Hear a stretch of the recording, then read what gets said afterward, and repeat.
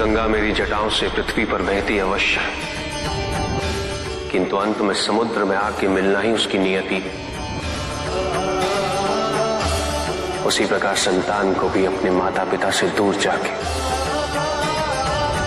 अपने लक्ष्य को प्राप्त करना होता है। के बिना जो भी प्राप्त होता है वो शुभ नहीं होता, वो सत्य नहीं होता।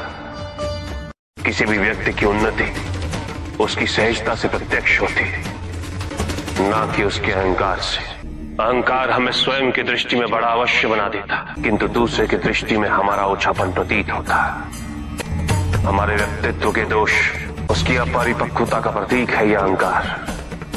शक्तिशाली हो जाने का अर्थ ये नहीं कि तुम अपने उत्तरदायित्व से मुक्त हो गए हो। शक्तियों में वृद्धि के साथ उत्तरदायित्व और भी बढ़ जाता है।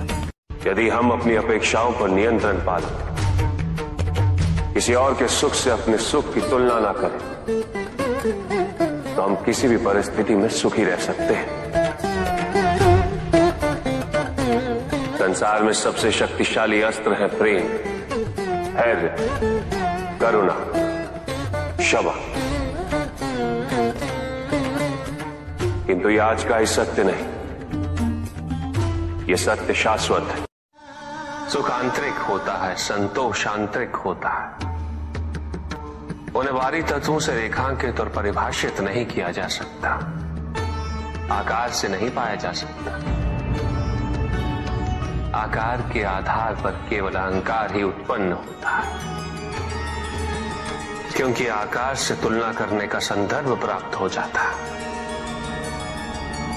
यदि तुम्हारा आकार छोटा है तो तुमसे भी छोटा कोई न कोई अवश्य होगा,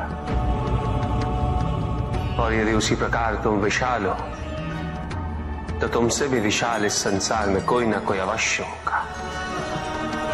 इसीलिए शरीर या आकार की तुलना करना कभी भी शाश्वत सुख का आधार नहीं बन सकता।